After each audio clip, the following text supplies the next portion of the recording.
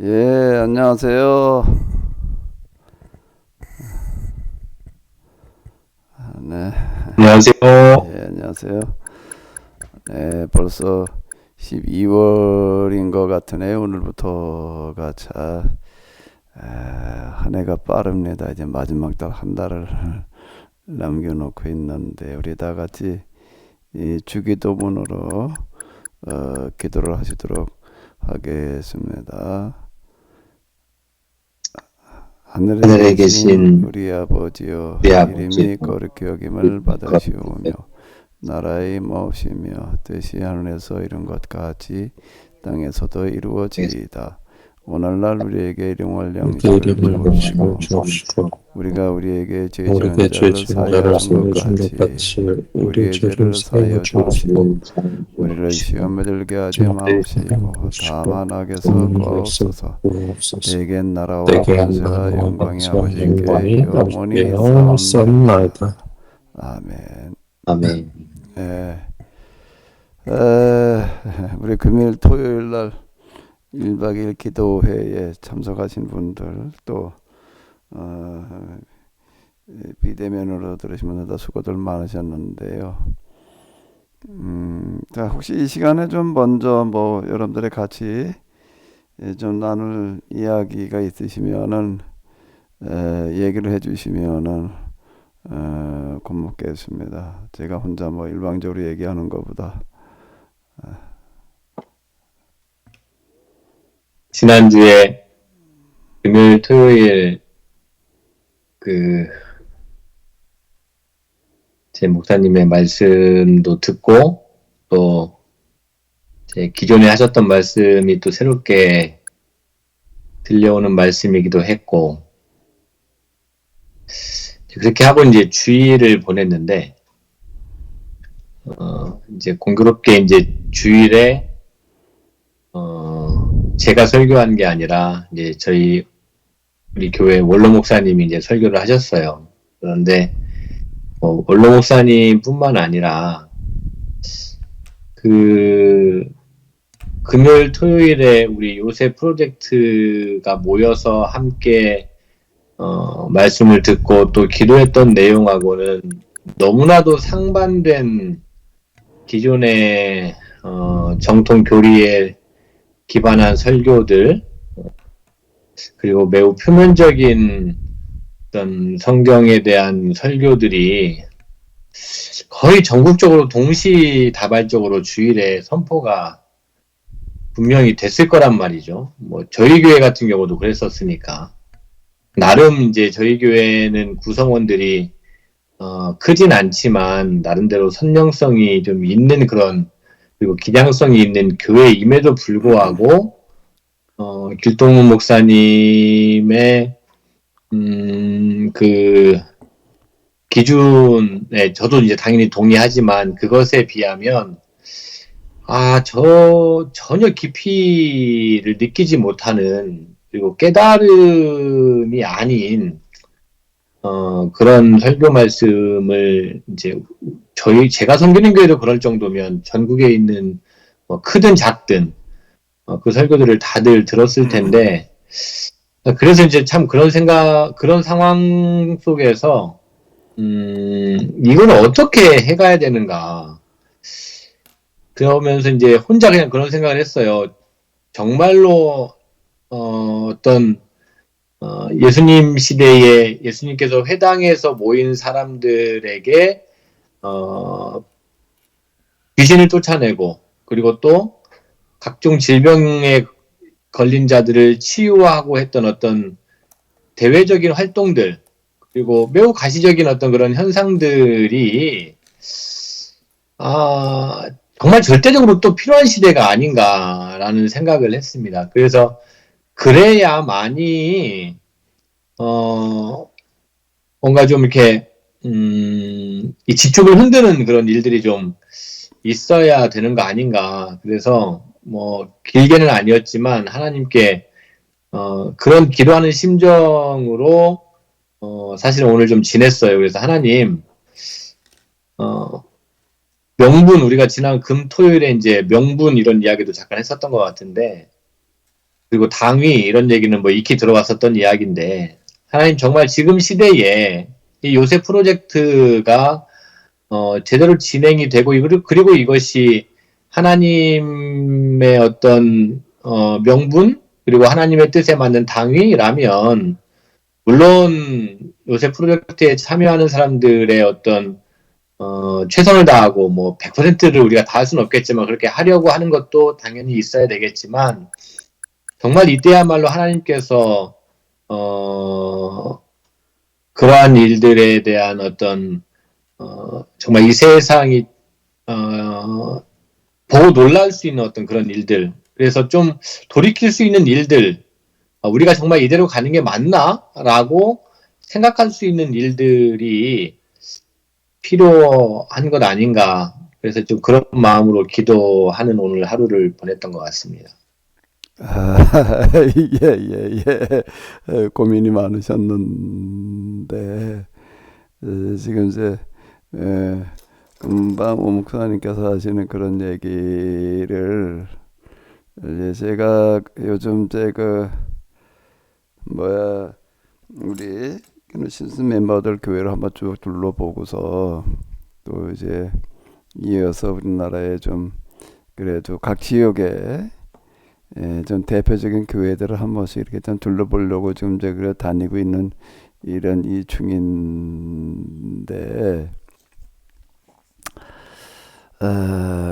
그래서 그 지역에서 좀 이름이 좀 널리 알려지고 사람 좀 모이고 뭐 어쩌고 저쩌고 한다 그러는 이제 교회들이 그런데도 불구하고 이 설교, 성경 해석이라고 하는 부분에 있어서는 지금 저 목사님 얘기하신 거와 같은 그런 느낌을 제가 이렇게 받는 거예요.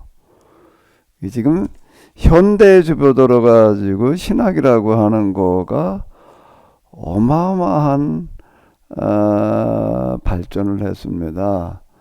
어마어마한 발전을 했다라는 건 뭔가라고 하게 되면 많은 사람들이 이 석박사 과정을 통해서도 이제 이렇게 연구들을 하고 있기 때문인데요. 제가 전에 책을 이렇게 쓰면서 이제 보면은 제가 어떤 한 권의 책을 이제 쓸 때에는 예를 들어서 제가 이제 뭐 전에도 뭐 말씀드렸었지만은 마태복음을 쓴다. 그러면은 제가 이제 제일 먼저 보는 거가 이제 마태복음 연구 사를 봐요. 그동안 마태복음에 대해서 어떻게들 연구를 해왔나.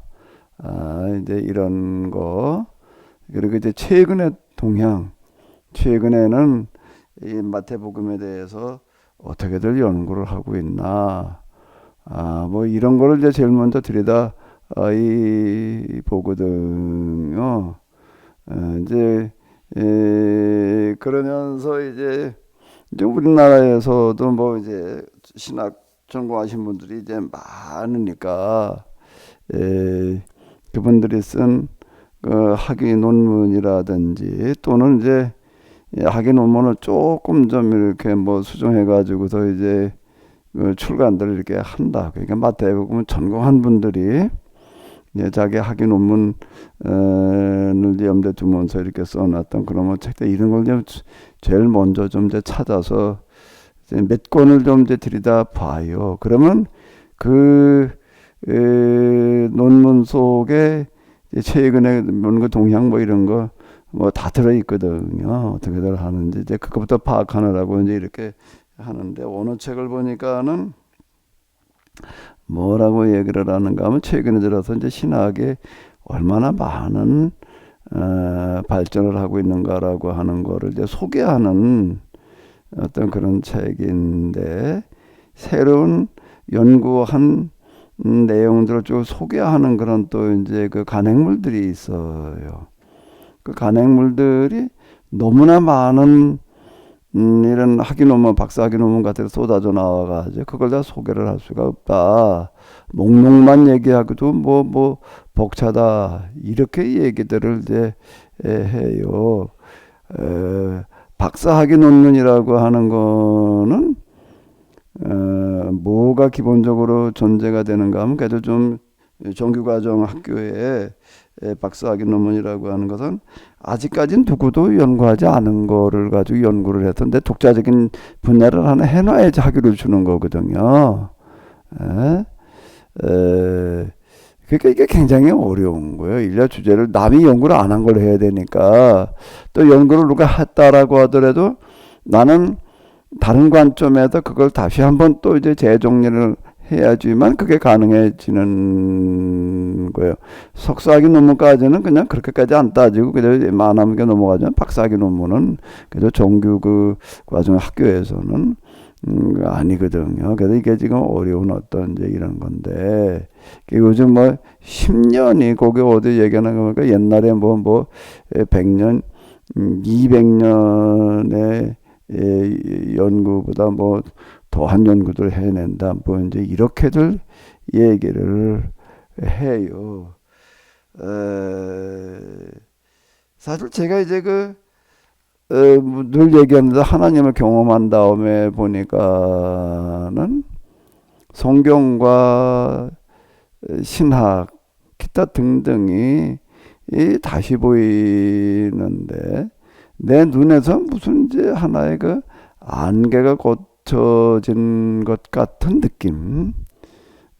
뭐 자주 말씀드리는데 뭐 오거스틴 뭐 그리고 뭐 아퀴나스 이런 사람들 보면은 너무 방대해서 나는 감히 접근이 어렵더라고요.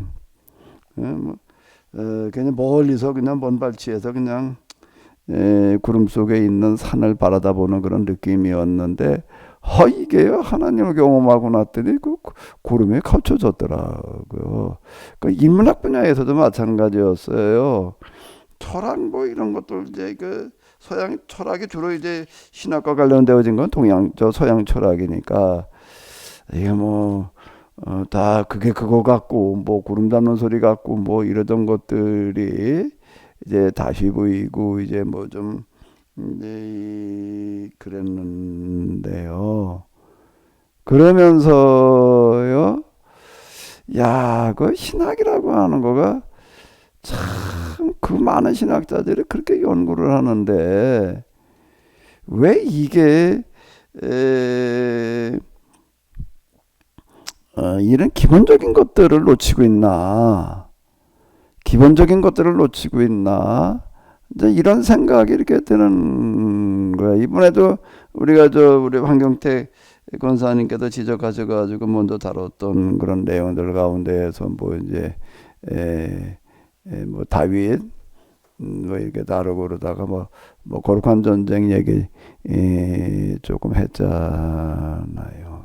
저도 신학교 다닐 때 뭐 구약 시간에는 거룩한 전쟁 얘기 그 뭐 몇 번 이렇게 얘기하고 그런 거 좀 듣고 뭐 이제 그러고 했는데 아니 거룩한 전쟁에 대한 개념 정리라든지 또 송만찬 신학 뭐 이런 것들도 그렇고 그전에는 사실 명확하게 정리가 안 되더라고요. 뭐가 옳고 그른 건지를 잘 모르겠어요. 그냥 이 사람이 이렇게 얘기하고 저 사람 저렇게 얘기하는데 그래서 나는 그냥 이게 좀 맞는 것 같다 이 정도지 이거 다 뭐가 어떻다 여기가 안 되는 거예요. 그 부분이 안 되는데 이제 그게 명확해지더라. 안개가 걷히는 것 같더라. 라고 이제 이렇게 얘기가 되는 거가 다시 이제 우리가 조금 생각해 보게 되면은 거룩한 전쟁의 얘기도 그렇고 뭐 이제 이런 거가 거룩한 전쟁을 하나님께서 함께 하셔서 이긴 전쟁 뭐 이 비슷하게 얘기를 하거든요. 그렇게 하게 되면은 그 전쟁이라고 하는 거룩한 전쟁이라고 하는 의미가 이게 참 성경에도 진짜 얘기하려고 하는 거고 너무 안 맞다라고 이제 이렇게 느껴지는 게 예를 들어서 이제 우리가 그 엘리 제사장 때 블레셋과 전쟁이 일어나잖아요. 이제 법궤를 가지고 나갔다가 이제 이기는 거는 고사하고 지고 법궤까지 뺏기는 그런 얘기가 이제 이렇게 나온다는 거예요. 그 블레셋 사람들은 이제 어떻게 생각하냐면 우리가 이겼다. 더 나가서 우리 신이 이겼다.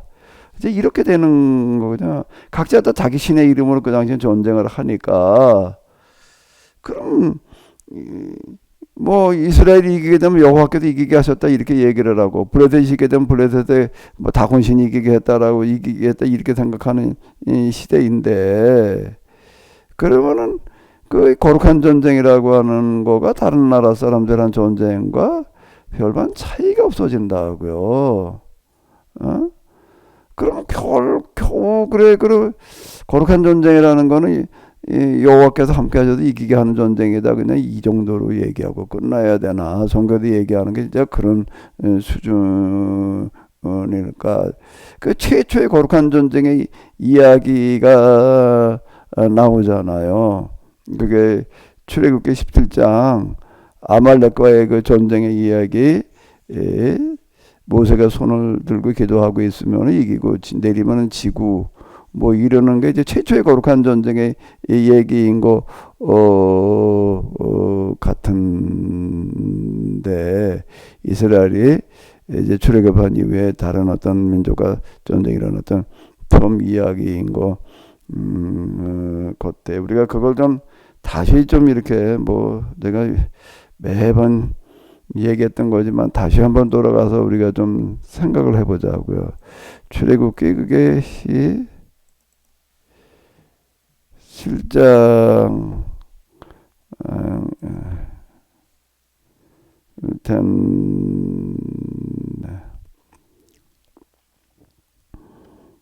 이제 모세는 이렇게 얘기를 한다. 그 여호수아에게 네가 가서 싸우라. 나는 하나님의 지팡이로 손에 잡고 산꼭대기에 서리라. 그러고 이제 가서 기도하던 얘기 우리가 너무 잘 알잖아요.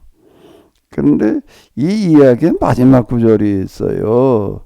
여호와께서 맹세하시기를 여호와가 아말렉과 더불어 대대로 싸우리라. 이렇게 얘기하시는.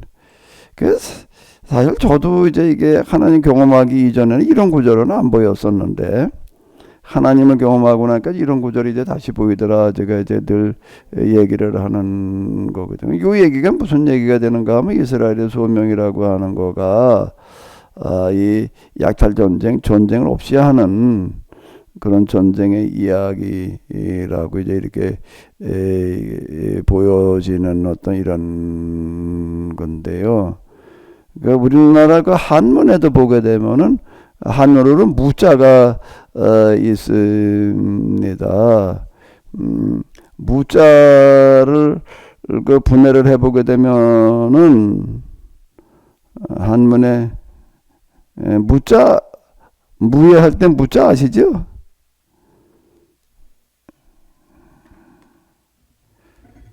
이제 한문도 이제 아주 안 쓰다 보니까 이제 내가 어떨 땐 내 이름도 못 쓰겠더라고요. 몇십 년을 안 쓰니까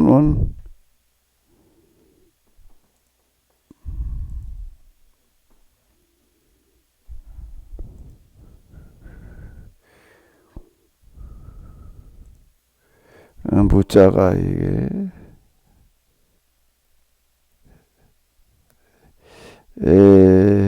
이게 무자인 것 같은데 맞나 모르겠는데 하도 안 쓰다 쓰니까 이게 뭔가 하면은 요거 둘은 요건 거칠 지자잖아요. 이게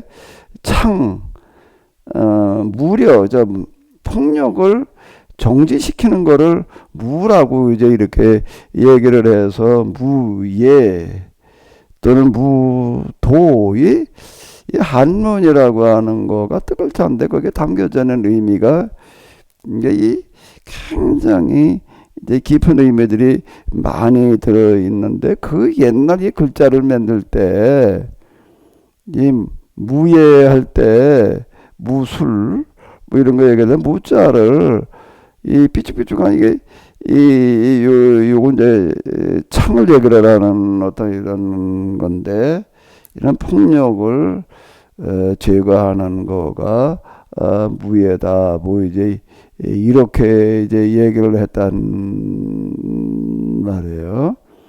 이제 이게 사실 어떻게 보게 되면 아주 상식적인 그런 얘기이잖아요.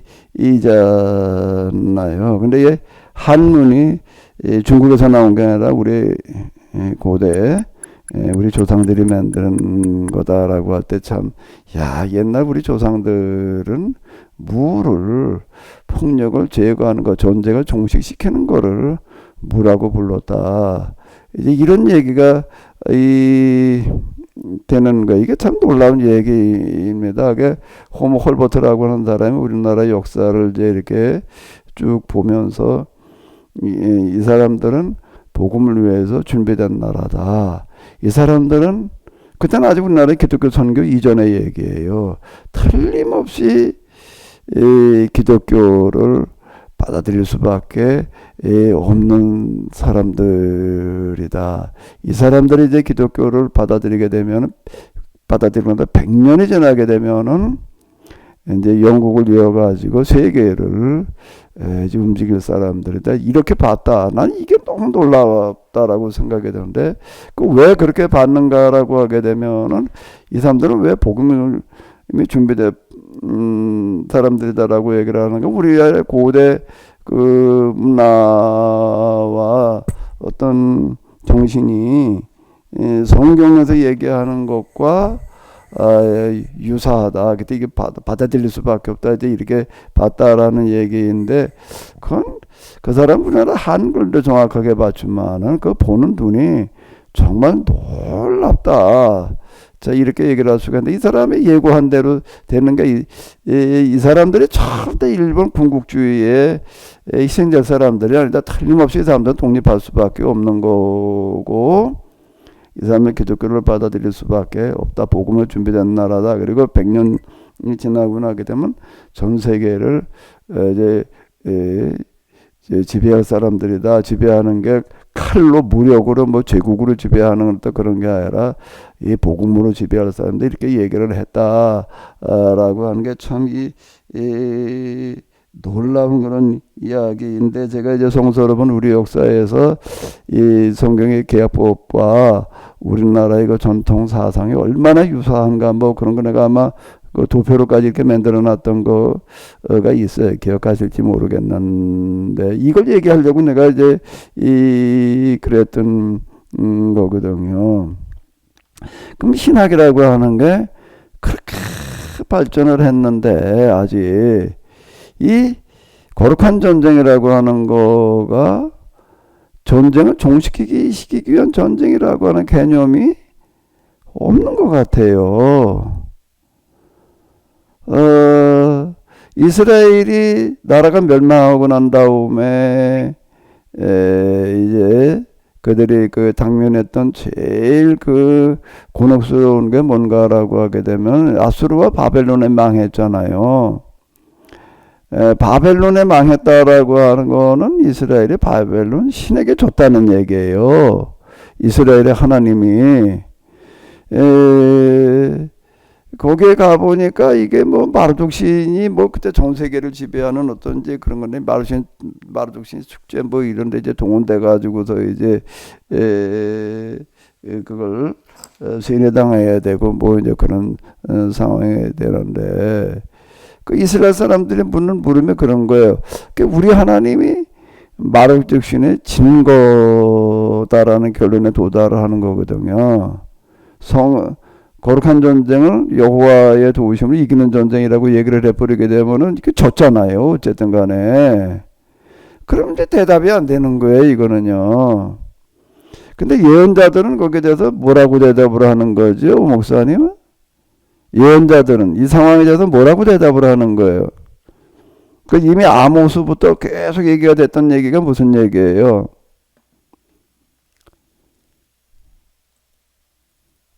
여기에서 이제 그 예언자들의 그 거룩한 전쟁에 대한 신학이 나오는 어떤 이제 이런 건데, 이스라엘의 하나님 여호와가 아수르나 바벨론의 신에게 진 게 아니라 져서 이스라엘이 망한 게 아니라 반대로 이스라엘이 하나님을 제대로 못 믿고 계약을 위반하고 있기 때문에 아수르와 바벨론을 이용을 해가지고 북왕국 이스라엘과 남왕국 유다를 징계한 거다. 이렇게 해석을 하는 거예요. 이렇게 해석을 한 거예요. 예언자들은 다 어떻게 이제 얘기를 하는가라고 하게 되면 우리 하나님 여호와께서 바벨론의 신 마르두르에게 줬다.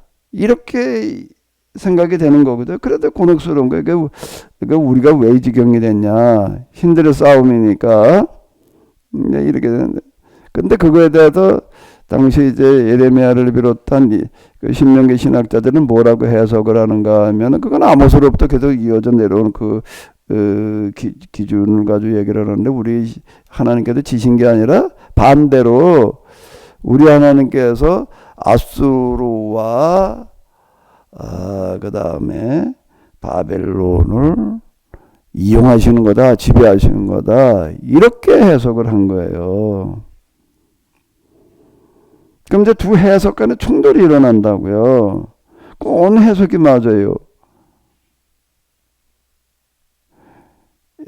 여호와께서 바벨론에게 줬다라고 얘기하는 게 맞는 거예요? 아니면 여호와께서 바벨론이라는 나라를 이용을 해서 북왕국 지금 이제 바벨론 남왕국을 징계하셨다라고 하는 이야기가 맞나? 어느 게 맞아요?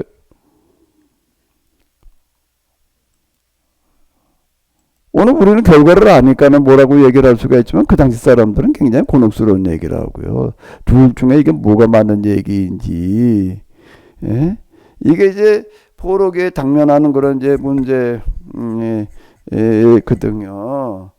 그러면 이제 여기에서 이렇게 얘기를 하는 거예요. 그 신명기 해석자들은 증거를 제시를 하는 거예요. 그건 예레미야도 마찬가지였고 여호와께서 바벨론을 이용을 하셔서 남왕국 유다를 징계하셨다라는 증거를 제시를 했다고요. 증거가 뭐예요? 확실한 증거를 제시를 하는 거예요. 그 증거가 뭐지요? 이제 이런 곤혹스러운 문제에 당면에 있기 때문에 이런 걸 너무나도 잘 아는 거예요. 예레미야가 포로로 끌려가는 사람들에게 두루마리를 써주는 거예요. 이제 바벨론이라는 나라의 등장 이유가 남유다를 징계하기 위함이었는데 이제 남유다가 망했기 때문에 더 이상 바벨론은 존재의 가치가 없다. 근데 이건 망할 수밖에 없다. 더 이상 이제 쓸모가 없기 때문에 폐기 처분된다. 이렇게 얘기를 하는 겁니다. 이게 증거예요. 증거로 이걸 얘기를 하는 거예요. 곧 이제 바벨론은 멸망한다라고 하는 거가 문서로다가 이제 예레미야가 이거를 증거 제시를 하는 거예요. 그러면 이제 이때 그 믿음이라고 하는 거가요. 어떤 믿음을 가져야 되느냐라고 하는 게 시대의 상황에 따라서 다 달라요. 똑같이 그냥 하나님 믿음이 항상 똑같은 게 아니라 시대 상황에 따라서 그 믿음의 양태가 조금씩 달라지는데 포로기에 하나님을 믿는다라고 하는 믿음은 예레미야를 비롯한 신명기 예언자들의 해석을 믿는 게 믿음이에요. 이걸 믿는 사람들은 여기에 이제 따르는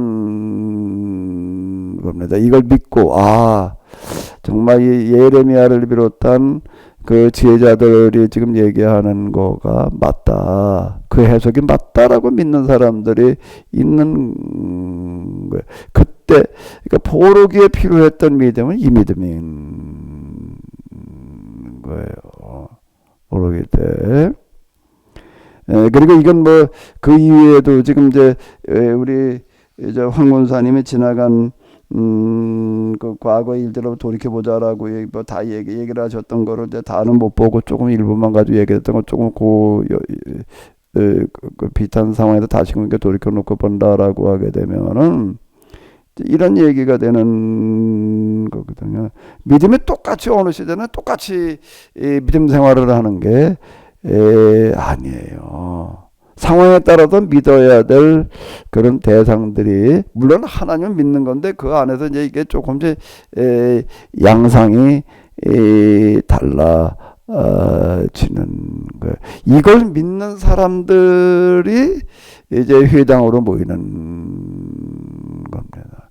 이 사람들은 그렇게 다수가 이제 아니었었다라고 이제 이렇게 볼 수가 있는 건데, 그러면은 에레미야를 비롯한 신명기 예언자들이 제시한 증거는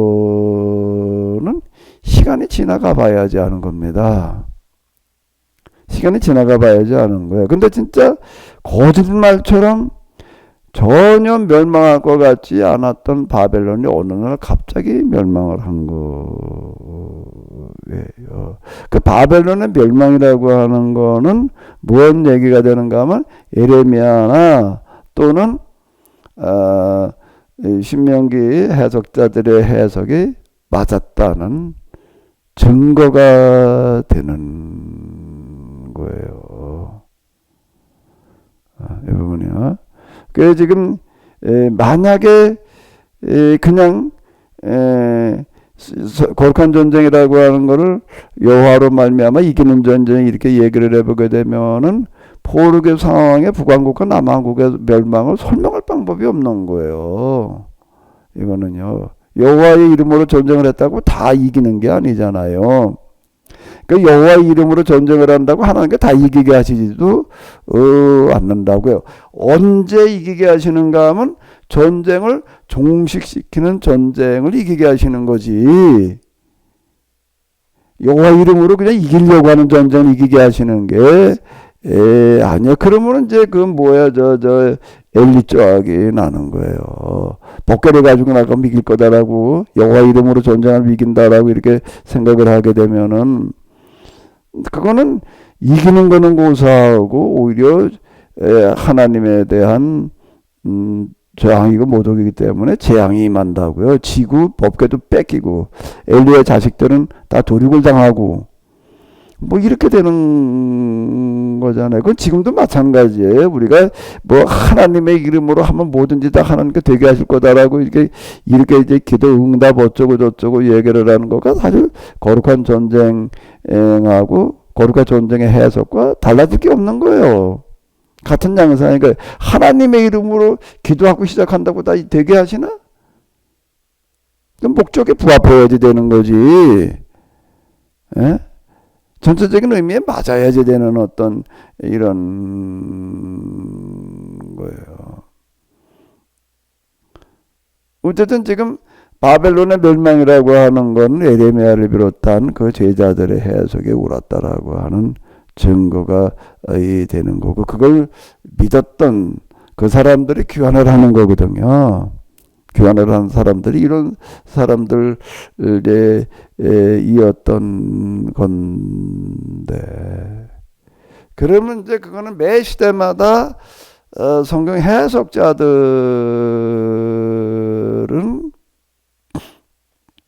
그 시대의 상황에 맞춰서 새로운 해석을 해야지 되는 거예요. 지난 세대의 해석을 가지고 그대로 써먹으려고 그래서는 안 되는 거예요. 그리고 이제 그 해석이라고 하는 것 속에는 뭔가 하면 지금 또 우리가 믿어야 될 믿음의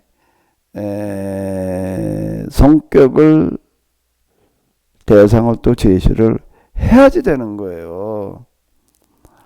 우리 아버지 시대, 할아버지 시대 때 믿었던 그 믿음을 그대로 지금 우리가 갖다 여기서 써먹으려고 그러면 안 되는 거야.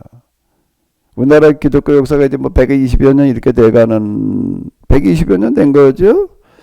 초창기 우리나라 뭐 기독교 역사까지 끌고 들어갈 거 없이 우리나라 교회사 속에서 초기에 믿었던 최건동 목사님식으로 다 믿었던 어떤 예수 천당신을 믿었던 그거를 우리가 또 재현하자 그러면은요, 이게 안 맞는 얘기가 되는 거예요. 오늘 우리는 이렇게 믿어야 된다라고 하는 거를 제시를 해야지 되는 거예요.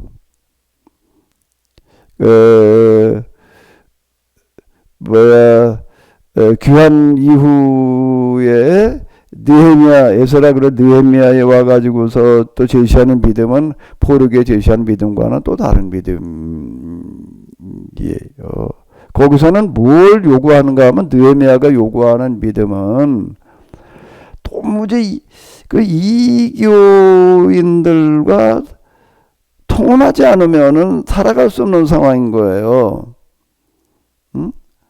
그들과 뭐 장국의 예루살렘이라는 상황에 귀환을 했지만은 먹고 살아갈 수 있는 방법이 그들과 이제 장사를 통해서 먹고 살아야 되는데, 장사를 하기 위해서는 신용장을 주고받아야 되는데 이게 그들과 통혼이었거든요. 이교와 같이 이제 서로 혼합되지 않고서는 살아갈 수 없는 상황인 거예요. 근데 거기에도 에스라 그리고 특히 느헤미야가 단호하게 요구하는 믿음이 있어요.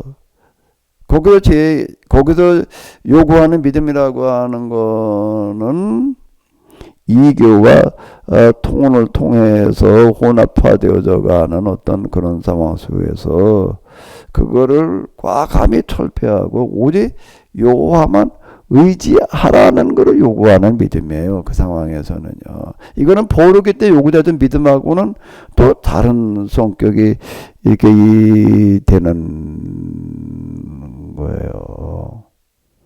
근데 이거를 받아들이는 거가 그 정황에서 이렇게 보게 되면은 쉽지 않아요. 포르기 때에 봐봐요. 이제 포르기 때 요구되는 믿음이, 바벨론이라는 나라에 우리가 이제 져가지고 더 전쟁포로로 끌려왔는데, 이게 포로살이가 시작되어졌는데 우리가 저도 포로로 끌려온 거야. 예? 우리 하나님 여호와께서 바벨론 신한테 져서 끌려온 거야. 그냥 그렇게 생각하고 그렇게 믿고 있는 정황 속에서 그게 아니야.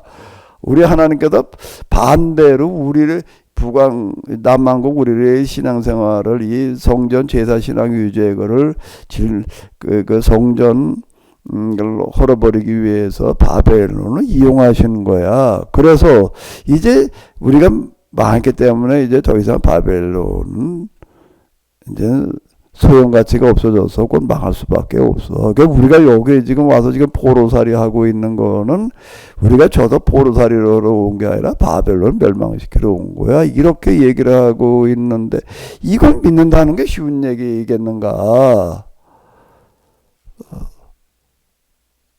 어디 오 목사님 같으면은, 그 당시 오 목사님이었다면은 이거 받아들이기가 어땠을까? 아까 말씀하신 것처럼 이제 결론을 알고 보면 그럴 수도 있다고 생각하는데, 그 당시 상황에서는요. 예, 그렇게 생각했을 것 같아요. 충분히. 이거 어려운 얘기라고요. 이게요. 그냥 어려운 이야기일 것 같아요. 예, 이걸 받아들인다는 거는 쉬운 얘기가 아닌 거예요. 그러니까 믿음 생활이라고 하는 거가 각 시기마다 이게 달라요. 그 부분에. 그러면 이제 이게 포로기에 요구되는 믿음은 이 믿음이었던, 그게 하나님을 믿는 거예요. 그때는요. 모르게. 이제 지금에 와서 우리는 그걸 이제 알 수가 있어요. 야, 맞아. 그러니까 이게 항상 다수라기보다는 이런 믿음을 가지는 사람은 소수일 수밖에 없는 거예요.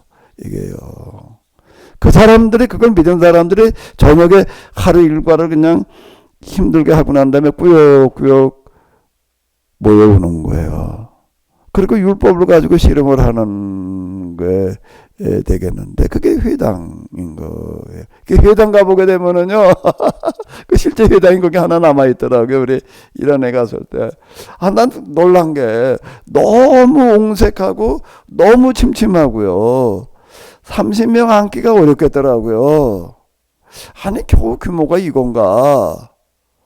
그렇게 많은 사람들 200명 이렇게 모여오는 게 아닌 거예요, 이게요. 물론 그 회당이라는 한 곳만 있는 게 아니라 그 지역마다 따로따로 있으니까 이제 그렇게도 하겠지만은요. 이랬던 거예요, 이게요. 그러면 또 생각을 해봐봐요. 느헤미야의 시절로 돌아와가지고서 또 느헤미야 시대에 요구되는 믿음은 느헤미야의 말대로 믿어야 되는 거거든요. 근데 이방인과 상거래를 중단하고서는 먹고 살 길이 없는 거예요, 이번에는요. 그래 여호와만 의지하자는 거예요. 자, 이 믿음이 요구된다면은 그 당시 제사장들까지도 이방인들 거래를 하면서 통혼을 하고 그 성전 한 켠을 이방 신을 모시게끔 이렇게 허용을 했잖아요. 응? 제사장까지도 그렇게 다른 살아갈 방법이 없으니까. 그런데 느헤미야는 여기서 새로운 믿음을 요구를 하는 거예요. 그거 말고 새로운 게 있다는 거예요. 그걸 찾아서 이제 그거를 우리가 돌파해야 된다. 이렇게 요구를 하는 거예요. 그 당시로 넘어와 가지고 또 이걸 믿는다는 거는요. 느헤미야가 요구하는 식으로 믿는다는 건 이게 또 쉬운 얘기가 아닌 거예요. 이게요. 그때 오정석 목사님이 있었다면 어땠을 것 같아? 느헤미야가 야 맞아 그래 그럴까? 가봐야 알아. 아마 나 같으면 쉽지 않았을 것 같아요. 이게요. 그러니까 이거를 이제 느헤미야는 아주 총독의 고난으로 밀고 나갔으니까 먹혀 들어갔죠. 그냥 신앙적인 요구만 해가지고선 이건 안 먹혀 들어갔어요. 그러니까 이제 느헤미야는 이런 현실을 알기 때문에 올 때 아예 황제에게 그 고난을 받아가지고 오잖아요. 황제의 포고령이라고 하는 거는 페르시아의 황제의 명으로 다 이걸 선언을 하니까 이제 국법으로 다스리겠다 이래 놓으니까 이제 할 수 없이 이게 뭔 얘기가 되는가 하면은 경우에 따라서는 이런 강제력도 요구가 된다는 거예요. 느헤미야의 정책이 먹혀 들어갈 수 있었던 거는 그가 총독 자격으로 와가지고도 포고령 수준으로다가 그걸 밀고 나가니까 그거 먹혀 들어갔던 거죠. 그 강제 이혼시키고 막 이러니까 그게 됐던 거지. 그게 먹혀 들어갈 수 있는 그런 게 아니었던 거. 그 느헤미야의 리더십, 요즘 리더십 교육하면 세계 역사 이래로 진정한 리더십 그러면 다 느헤미야를 꼽는 이유는 이제 바로 이런 부분이 되겠는데요. 그럼 조금 더 지나가지고 이제 헬라 물결이 또 물려왔어요. 헬라 물결이 몰려왔을 때 이제 이때에는 예언자적인 역할을 했던 사람들이 이제 서기관 바리새인이라고 이렇게 얘기를 하는데 이제 이름이 좀 바뀌어가지고 그러니까 이 사람들은 또 어떻게 얘기를 하는가 하면 헬라 문화에 맞서기 위해서 율법을 다시 재해석을 해가지고서 안식일법 위주로다가 율법을 해석을 해가지고서 이제 이거를 지키자. 이게 지금 하나님의 말씀이다라고 이렇게 제시하고 또 그걸 믿으라는 거예요. 안식일법을 비롯해 가지고서 그 몇 가지 유대교 율법이라는 거가 이제 등장을 하게 되는데 이거를 믿는 거가 하나님을 믿는 거라고 이렇게 또 얘기를 하는 거예요. 이게요. 그때로 돌아가 가지고서 또 이걸 믿고 따른다는 거 참 쉽지 않은데 그러니까 그 당시 그 서기관 바리새인들이 참 놀라운 사람들의 이런 재해석을 해가지고 그걸 믿도록 유도하고 끌고 갔다라고 하는 어떤 이런 거가 참 놀라운 얘기거든. 근데 이게 먹혀 들어갈 수 있었던 것은 느헤미야의 정책이 어느 정도 성공을 거뒀기 때문에 그래도 그 당시 그쯤 되면은 이제 예루살렘이 이제 지중해 최고의 교육 도시 중 하나로 그리고 유대인들이 어느 지역에 있든지 다 아주 상권을 이제 쥐는 그전 수준이 이제 됐기 때문에 이제 그 유대인의 독특한 유대인성이라고 하는 거에 정착이 돼 있던 그런 정착되어져 가던 정착돼 있던이라고까지는 어렵지만 이제 뿌리를 내려가던 시점이기 때문에 이제 이게 먹혀 들어갔다라고 이제 이렇게 얘기를 할 수가 있는데 그때 요구되던 믿음은 이런 믿음이었던 거예요. 조금 건너뛰어 가지고서 이제 로마 제국의 박해를 받고 있던 교회 시대로 넘어오게 되면은 그때 요구되던 믿음이라고 하는 거는 무슨 얘긴가라고 하게 되면 로마 제국에도 정치적인 어떤 목적으로다가 이제 황제 분양이라고 하는 거, 황제를 신격화시켜 가지고서 이제 각 지역에서 분양을 하게 했는데 종교적인 목적이 아니라 정치적인 목적이었다고요. 이런 문제가 제시되어졌을 때 이제 이걸 이제 어떻게 해야 될 거냐라고 하는 거에 대해서 이제 우리는 절대 이게 분양하지 않는다. 황제 신상에서 분양을 해야지 이제 표를 발급을 해줬으니까 혼 사람이 있고 안 한 사람이 있으니까 이제 다 하게끔 강제력을 동원한 게 분양한 사람들은 표를 주고 그걸 이제 666 이제 요한계시록 이렇게 얘기를 하는데 그 표를 가져야지 매매를 할 수가 있고 그리고 이제 통행을 할 수가 있는 거예요. 분양을 한 사람이 아니면은 뭐 현실적으로 살아가지 못하게 만들어 놓은 거예요. 아니 물건을 사고 팔지를 못하고 통행증에 그게 이제 일종의 매매표고 통행증이라고요. 그럼 이걸 안 받으면 살아갈 방법이 없는 거예요.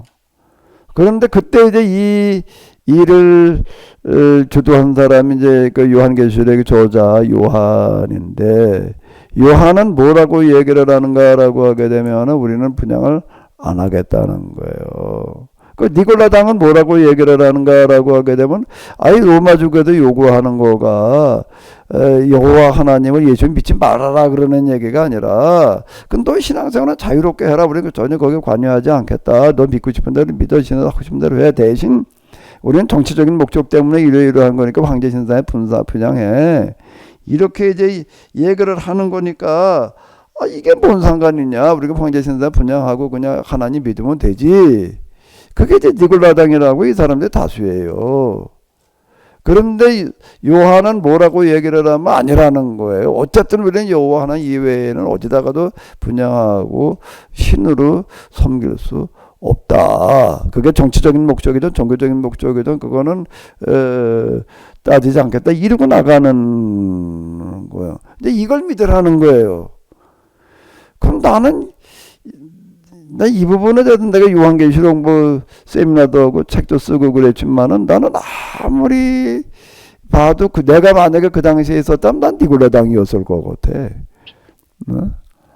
이게 현실성이 없어 보이는 어떤 이제 이런 거잖아요. 근데 결과는 이제 어떤가라고 니골라당은 흡수돼서 그냥 사라져버리고 이세벨이 무리도 사라져버리고 유일하게 남은 게 뭔가 하면 요한을 따르는 사람들이 그 박해 시절에 그러니까 이제 어디 무덤 속으로다가 지하 무덤 속으로다 피해가고 뭐 이러고도 살아남는 거 아니에요. 붙들림 다 죽어가는 거 죽이는 거고. 근데 이게 옳았던 거예요. 그 박해 시대에 오히려 선교가 급증했다라고 하는 거. 난 아무리 봐도 그렇게 되면은 이제 누가 하나님을 믿을 거예요. 아니 황제신상에 분양을 안 하면 매매를 못하고 통행을 못하는데 그리고 그거를 끝나는 게 아니라 분양 안 한 자들은 다 색출해가지고 이제 처벌을 하겠다고 그러는데 누가 교회를 나올 거예요? 누가 하나님 믿으려고 그럴 거고. 그런데 이제 무모하게 짝이 없는 거라고요. 이거는요. 정말 현실성이 없는 거예요. 니골라당의 얘기가 훨씬 설득력이 있어요. 로마제국의 요구가 정치적인 목적 아니냐. 황제 신사가 진짜 신이라고 그러는 게 아니고 로마제국의 통일성 유지하기 위해서 그러는 거니까 우리는 그냥 거기에 형식적이니까 그냥 형식적으로 하자. 일제시대 때의 신사참배하고는 얘기가 달라요. 그건 종교적인 목적을 띠는 거거든요. 그러니까 일본 정부 차원에서 만들어낸 종교가 천황 종교예요. 불교고 뭐고 그냥 다 이제 없애고 이제 아예 천황 종교를 만들어 가지고서 이제 이렇게 그걸 이데올로기로 다 이렇게 써먹은 어떤 이런 건데 로마제국의 황제 숭배는 그거하고 좀 다른 얘기거든요. 니골라당의 얘기가 훨씬 더 설득력이 있고 현실적인 것 같은데 결과는 니골라당은 사라지고 요한당만 남았다.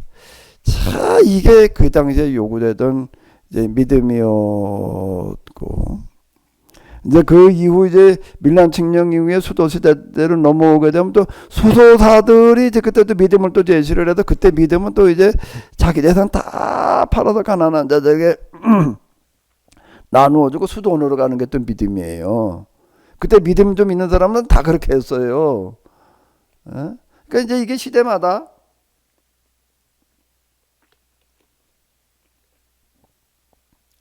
이거 요구되는 믿음이 달랐던 거예요. 근데 그러면 이제 오늘로 넘어와 보자. 오늘 우리는 하나님을 믿는데 그냥 과거 이제 초대 때부터 믿어 내려왔던 초대 중세 때 믿어왔던 그 믿음 그대로 정통 신앙이라고 하는 그 정도 그 믿음에 우리 그냥 그거나 믿겠다. 그러면은 이제 이게 시대적인 착오가 일어나는 거예요. 그걸 믿는 거, 그건 믿음의 유산이고 전통이고, 오늘 우리는 하나님을 어떻게 뭘 가지고 믿어야 될 거냐라고 하는 거를 제시를 해야지 되는 거예요. 그리고 그걸 믿어야 되는 거예요. 그런데 오늘 우리가 지금 내가 교회 좀 돌아다니고 보고 그러면서 내가 이제 답답함을 느끼는 게 이제 이러는 거예요. 그냥 기존에 얘기하던 대로 그저 뭐 사형리식으로 그냥 예수님 믿으면은 예수님 믿는 걸 통해서 구원받는다는 식으로 다 그러고 이제 그 다음에 이제 뭐 오늘 우리가 해야 될 건 선교 그리고 이제 뭐 사랑의 실천 이제 이 도식인 거예요. 거의 다 그래요. 그게요. 조금 거기에 뭐 애들을 위해서 우리가 뭐 교회가 문화적인 활동을 뭐 어떻게 뭐 놀이방을 뭘 어떻게 해가지고서 애들이도 올 수 있게끔 뭐 하는 거 뭐 어쩌고 저쩌고 이제 이 정도 수준이지. 오늘 우리가 지금 당면한 시대가 이러이러한 시대다.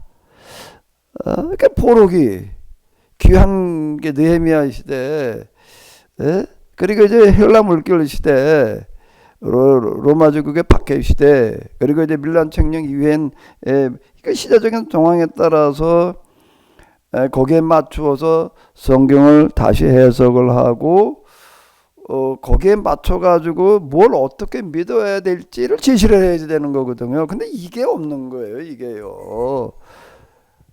전에 거 그냥 되풀이하고 있는 시기고 그냥 그 열심히 믿자. 그리고 우리가 전도 열심히 하고 그리고 열심히 사랑을 실천하자. 이 도식에도 벗어나지를 못하고 있어서 내가 이제 답답하다. 이제 죽은 하나님을 믿고 있단 말이야. 살아계신 하나님 믿고 있는 게 아니다. 어디 가보니까 살아계신 하나님 믿지를 않는다. 내가 얘기를 하는 게 지금 바로 이런 얘기가 되는 건데. 이제 오 목사님이 금방 얘기한 것도 아마 이제 이 비슷한 얘기가 아닐까. 이렇게 하려면은 뭐가 달라져야 되는가라고 하게 되면은 해석이 달라져야 돼요. 그 시대에 맞는 믿음을 제시를 하려면 일단 새로운 해석이 있어야지 새로운 믿음을 제시를 하는 거지. 포로기의 성경 해석, 에스라 느헤미야의 성경 해석, 그리고 이제 헬라 물결 속에서 서기관 바리새인들의 성경 해석, 새로운 해석을 통한 새로운 믿음을 제시를 해야지 되는 것. 그러니까 해석이 달라져야지 되는데, 그래서 금방 얘기하신 오 목사님의 얘기는 뭐 해석이 없다 그 얘기 아닌가? 세수는 세부대라는 얘기가 그 얘기고, 예수님께서 말씀하신 거는 이걸 얘기를 하지. 예수님 당시 그건 우리가 그냥 넘어가긴 했는데요. 예수님도 완전 새로운 해석을 하시는 거고 새로운 믿음을 이제 제시를 하시는 거거든요. 새로운 해석과 새로운 믿음을 제시를 해야지 되는 거예요. 그게 설교자의 역할이에요. 그게 설교예요. 나도 설교학이라고 하는 거를 신학교 다닐 때 좀 배우고 어쩌고 저쩌고 얘기를 했지만 난 설교학에도 이렇게 얘기하는 설교학은 난 못 들어봤어. 내가 다닌 학교에서는 그런 거 얘기 안 하더라고요. 설교가 성경을 새롭게 해석을 하는 거고 새롭게 믿음 생활하라고 제시하는 거다. 이 얘기를 난 들어본 적이 없어. 요즘 설교하게도 그렇게 말하나 모르겠는데 난 내가 알기에는 그렇게 지금도 그렇게 얘기하는 설교학은 없는 거 같고 목회 현장 뭐 목회 세미나 뭐 어쩌고 저쩌고 다녀봐도 뭐 이렇게 얘기하는 거는 없는 것 같던데.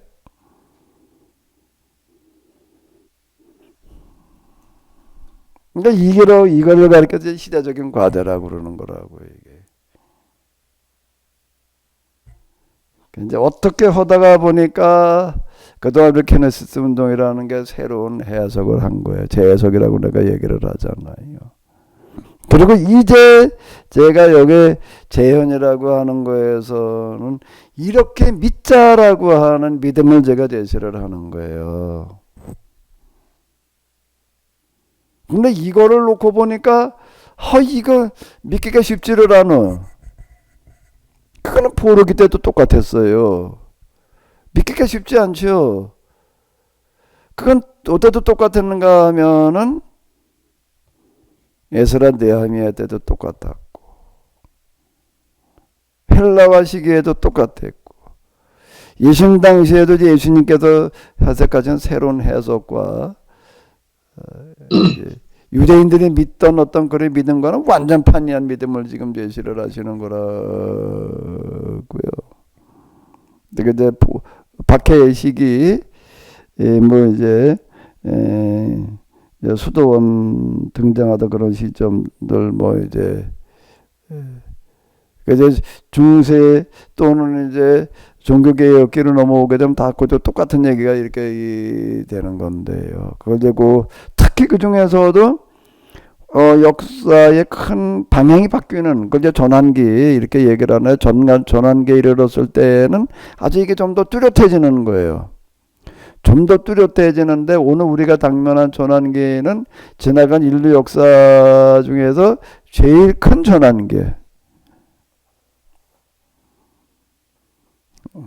인류 역사에서 가장 큰 획을 그은 거가 르네상스 운동이라고 하는 건데 문예부흥 이걸로 말미암아 역사의 그 발전이라고 하는 거가 급물살을 탔잖아요. 그 이전까지는 역사의 변화라는 거가 큰 변화가 없어요. 전쟁이라고 그래 맨날 칼창 들고 나가서 싸우는 수준이었고 그런데 이제 종교개혁 이후부터 과학문명이라는 것과 더불어 가지고서 이제 그냥 변화가 급물살을 타가지고 여기까지 왔는데 이제 그러면서 서양에도 동양으로 넘어오면서 이제 이 2000년대 또 특히 4차 산업시대 이제 인류 역사의 대부분은 농업 기반으로 하는 어떤 이제 그런 사회였는데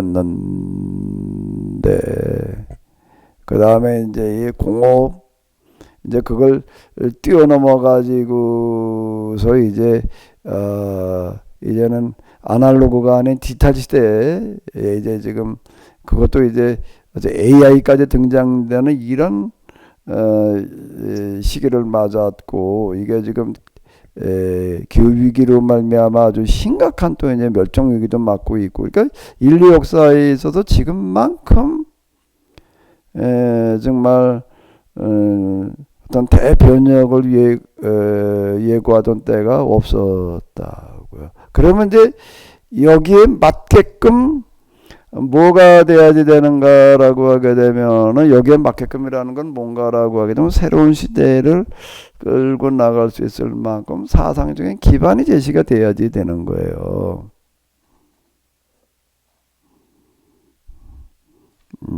그게 이제 새롭게 해석을 한다는 얘기가 그 얘기가 되는 건데 새롭게 해석한 거가 그 다음 세에 이끌어갈 수 있는 사상적인 기반이 되는 거거든요. 신명기 신학이라고 하는 거가 포로기 그러니까 귀환기에 이제 귀환기까지를 끌고 나가는 어떤 이제 이런 거고 그 귀환 이후에 또 이제 에스라 느헤미야의 해석이라고 하는 거가 귀환 이후에 또 이제 그걸 끌고 나가는 사상적인 기반이 이제 이렇게 되는 거고요. 그동안 이제 케네시스 해석이라고 하는 거가 뭐 제가 늘 말씀드린 대로 내가 처음부터 이거 예상을 하고서 야 이런 시대가 오니까 이거를 이렇게 하자 이래가지고 시작된 건 아니고 나도 뭘 하는지 모르고 어떻게 그냥 하다가 보니까 여기까지 와가지고도 돌이켜 놓고 보니까 야 이걸 했던 거로구나. 내가 호모 홀버터라는 사람이 120여 년 전에 야 한국 이 조선이라는 나라는 복음이 준비된 나라고 복음을 받아들일 수밖에 없다. 이 사람들이 이제 복음을 받아들이게 되면은 100년이 지나고 나게 하면 이제 세계를 이끌어갈 거다. 그게 저절로 되는 건 아니거든요. 내가 자꾸 호모 홀버트를 얘기를 하는 그런 이유는 그 사람 100여 년이 지나고 나면 이제 영국을 대신해서 세계를 이끌어갈 거다라고 이렇게 얘기를 그게 저절로 되는 건 아니고 그 시기마다 누군가 그걸 하는 사람이 있어야 되는 거예요. 그렇게 만들어가는 사람이 있어야 돼. 내가 한국의 시대라고 예고를 했다는 얘기가 그거고 한국의 시대가 온다라는 게 저절로 오는 게 아니라 우리가 한국의 시대를 만들어가야 된다. 그래가지고 무슨 법인을 만들어가지고 뭘 어떻게 해보자 뭐 그리고 쫓아다녔던 게 지금 바로 이제 뭐 동계올림픽에 가가지고도 뭘 하자 말이야. 여기 저 이란 그러니까 고레스 칙령 지난 이스라엘 역사와 교회사를 보게 되면은 두 칙령이 큰 변화를 몰고 왔는데 구약에서는 고레스 칙령이고 신약으로서는 이제 밀란 칙령이었어요. 이 두 칙령의 현장을 가가지고 우리가 종교개혁 500주년 행사를 하자. 종교개혁 500주년 행사 뭐 거창하게 뭐 가도 다 뭐 여기저기 했어요. 근데 저희는 우리식의 종교개혁 500주년 행사를 했는데 고레스 칙령의 현장과 밀란 칙령의 현장, 밀란으로 가지를 않고 고레스 칙령의 정신이 제일 살아있는 거가 콘스탄티노플 그 성인데 비잔틴 그 옛날 성벽에 가가지고서 이제 우리가 여기서 종교개혁 500주년 우리만의 행사를 했다. 제가 두루마리를 하나 써가지고 갔어요. 예레미야가 바벨론에 사망 선고를 내렸던 것처럼 이제 거기는 저는 뭘 썼는가 하면 이제 서양 종교의 사망 선고, 종교개혁 500주년인데 이제 서양 기독교는 여기까지다. 그래가지고 헬라 문명에 기초했던 서양 종교. 그래서 헬라 문명의 발상지인 그리스의 제일 가까운 지역 마게도니아가 가까운 보스포러스 해협 인접 지역까지 가가지고 그 바닷속에서 내가 두루마리에다가 뭘 좀 써가지고 가가지고 코아마로 야외로 내가 이제 1인칭 화법으로 나 여호와가 말하노라라고 하는 식으로 써가지고서 그걸 읽고서 이제 돌멩이를 매달아 가지고 집어던지고 왔어요. 저희는 종교개혁 500주년 행사를 좀 유별난 퍼포먼스로다가 이렇게 진행을 하고 이제는 너희는 여기까지다. 이제는 동양의 시대 그리고 한국의 시대다. 이제 그리고 돌아왔는데 또 이제 그해 겨울에 동계올림픽이 열렸어요. 우리나라에.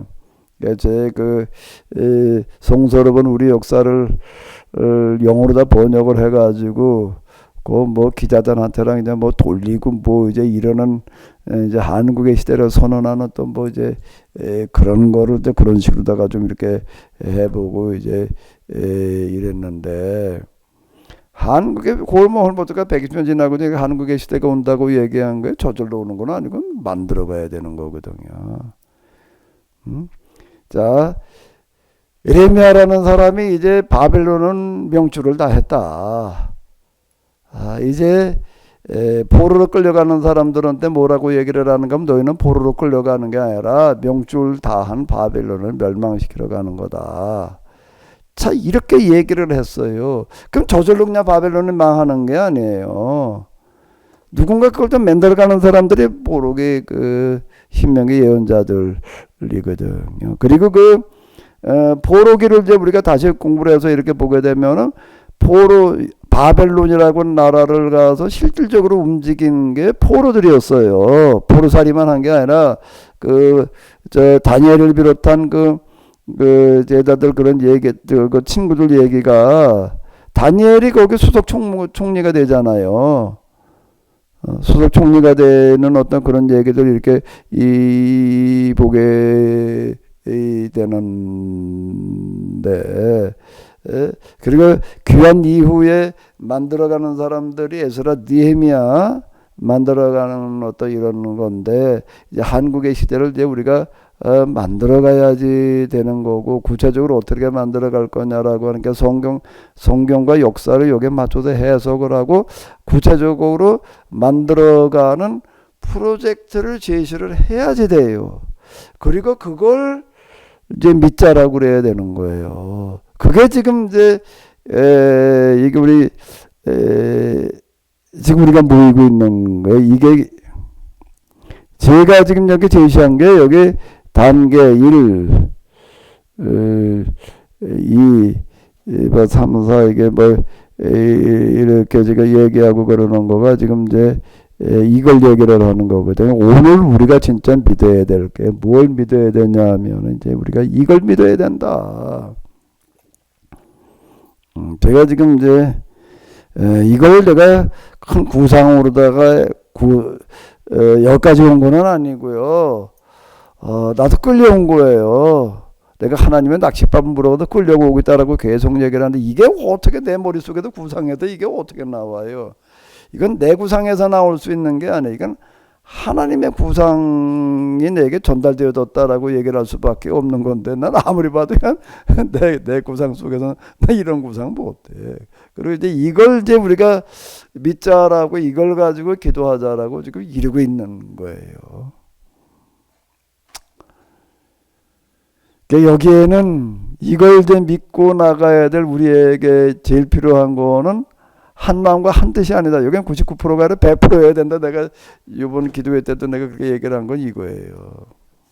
이제 그게 아니면 안 돼. 이제 여기에는 많은 사람이 뭐 다 동원돼도 이게 그러면 좋겠지만은 현실은 그렇게 쉬운 얘기가 아니거든요. 조금 있으면 이제 많은 사람이 몰려올 거예요. 근데 좀 시작은 그렇게 우리가 기대하기가 어려운 거고, 예수님께서 그 많은 사람들 주변에 수십만 명 몰려오고 그러고 이제 결국 남은 사람이 이제 120명이었었는데, 우리 몇 명이 이제 우리가 이게 다시 지금 시작을 해봐야지 되거든요. 우리 케네시스 여기에도 왔다 가는 사람도 연인으로 따지면 꽤 돼요. 그런데 지금 이제 마지막 남는 사람들이 이걸 믿어보겠다고 남은 사람이 여기 지금 들어와 있는 사람들인 것 같아요. 근데 우리가 여기서 어떻게 믿느냐라고 하는 거가 중요한 것 같은데 새 시대는 새 믿음을, 새 해석과 새 믿음의 필요로 하는 거예요.